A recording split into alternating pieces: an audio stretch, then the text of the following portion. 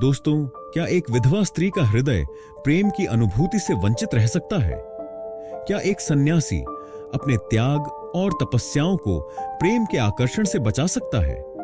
और सबसे बड़ा सवाल, क्या समाज की बंदिशों से परे जाकर दिल की आवाज सुनी जा सकती है? गांव की सुंदर मगर अकेली राधिका और गूढ़ सन्यासी स्वामी विरंजन की मुलाकात एक अनकही भावना को जन्म देती है। समाज के बंधन, आत्मसंघर्ष और दबी इच्छाओं के इस खेल में कौन जीतेगा, संयम या प्रेम? इस रहस्यमयी प्रेम कहानी का अंत आपको चौंका देगा। जानने के लिए वीडियो को अंत तक जरूर देखें। विधवा स्त्री और सन्यासी की गुप्त प्रेम कहानी। गांव के किनारे एक सुंदर बगीचा था, जहां राधिका नाम की एक विधवा स्त्री रहती थी। उसके पति का देहांत हुए कुछ वर्ष हो चुके थे और उसने अपने बच्चों की देखभाल करते हुए अपने दुखों को भुलाने की कोशिश की, लेकिन उसका मन कभी-कभी अतीत की यादों में खो जाता था। राधिका की सुंदरता और सरलता पूरे गांव में प्रसिद्ध थी। उसके पास केवल सुंदरता ही नहीं, बल्कि उसके हृदय में भी एक गहरी समझ और करुणा थी। वह अक्सर गांव के बच्चों को पढ़ाने में मदद करती थी और उनकी माताओं की समस्याओं को सुनती थी। उसके इस व्यवहार के कारण गांव वाले उसे बहुत सम्मान देते थे। एक दिन गांव में एक साधु आए। उनका नाम था स्वामी विरंजन। वह बहुत ज्ञानी और ध्यान में लीन रहने वाले साधु थे। उनकी आंखों में गहरी दार्शनिकता और स्थिरता थी। गांव के लोग उनकी ज्ञान की बातें सुनने आते थे। राधिका ने भी स्वामी विरंजन की उपस्थिति का अनुभव किया। उनकी बातों सुनकर उसे एक अद्भुत शांति का अनुभव हुआ। स्वामी विरंजन ने राधिका की सरलता और करुणा को देखा और उसकी ओर आकर्षित हुए। उन्होंने राधिका से कहा, बेटी, तुम्हारे हृदय में एक अनोखी रोशनी है। तुम्हें अपने भीतर की शक्तियों को पहचानना चाहिए। राधिका को स्वामी विरंजन की बातें बहुत भाईं और धीरे धीरे उनके प्रति उसके मन में एक गहरी भावना विकसित होने लगी। हालांकि राधिका ने अपने मन में उठती इन भावनाओं को दबाने की कोशिश की। उसे यह समझ नहीं आ रहा था कि एक विधवा के लिए अपने हृदय की इच्छाओं का सामना करना उचित है या नहीं।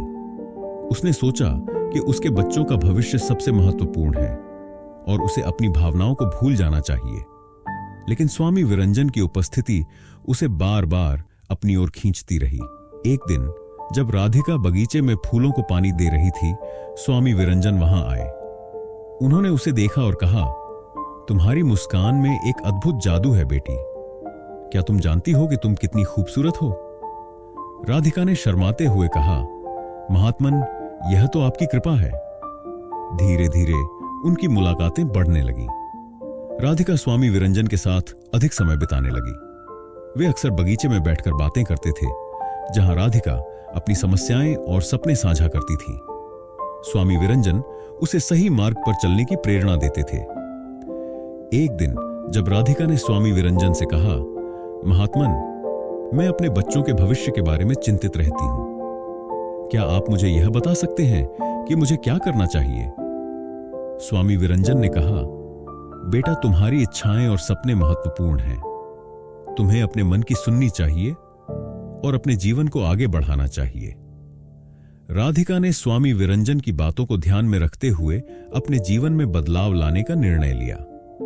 उसने गांव में महिलाओं को एकत्रित किया और एक समूह बनाने का प्रयास किया, जहां वे एक दूसरे की मदद कर सकें। यह देखकर स्वामी विरंजन को बहुत खुशी हुई। एक दिन राधिका ने अपने मन की बात कहने का निर्णय लिया। उसने कहा, महात्मन, आप मेरे लिए बहुत महत्वपूर्ण हैं। मैं जानती हूं कि यह सही नहीं है, लेकिन मैं आपको पसंद करने लगी हूं। स्वामी विरंजन ने मुस्कुराते हुए कहा, बेटा, यह स्वाभाविक है। प्यार एक खूबसूरत एहसास है, लेकिन हमें इसे समझदारी से संभालना होगा। उनकी बातचीत ने राधिका के मन में एक नई रोशनी भरी। उसने समझा कि प्यार केवल एक भावना नहीं, बल्कि एक गहरा संबंध भी हो सकता है। लेकिन उसे यह भी समझना था कि उसकी जिम्मेदारियां हैं।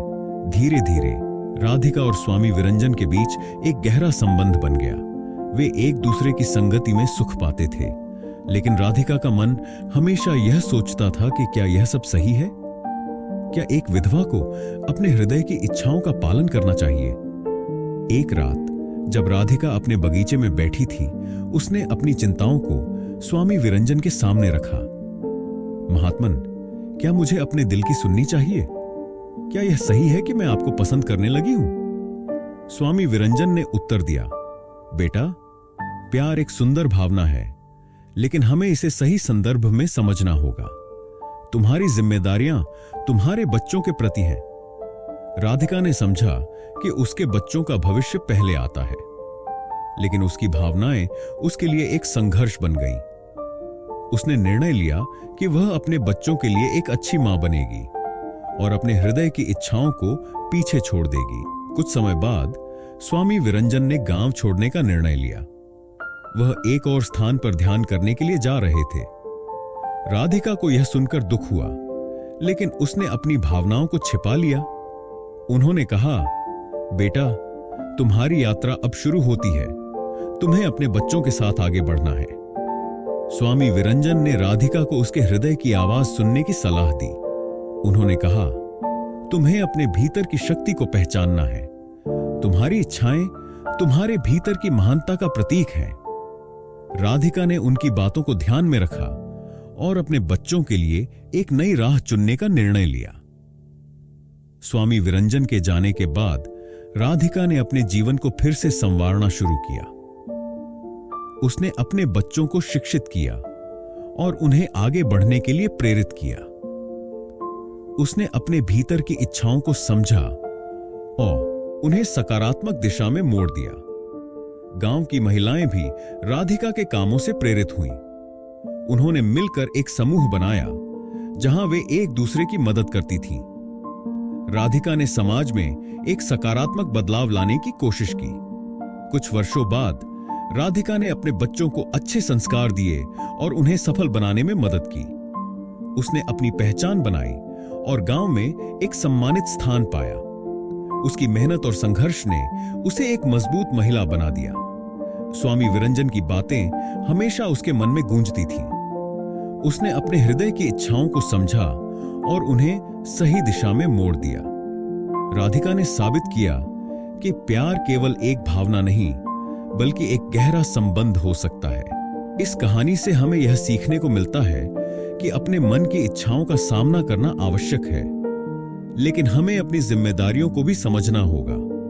प्यार एक सुंदर भावना है, लेकिन इसे सही संदर्भ में समझना और उसके साथ चलना सबसे महत्वपूर्ण है। राधिका की कहानी यह दर्शाती है कि हम सभी के भीतर एक अद्भुत शक्ति होती है जो हमें हमारे जीवन के संघर्षों का सामना करने में मदद करती है। जब हम अपने मन की इच्छाओं को पहचानते हैं और उन्हें संतुलित करते हैं, तो हम अपनी पहचान बना सकते हैं और अपने जीवन को एक नई दिशा दे सकते हैं।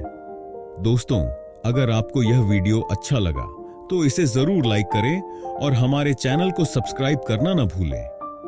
आपके सपोर्ट से हमें और बेहतरीन कहानियां बनाने की प्रेरणा मिलती है। जय हिंद।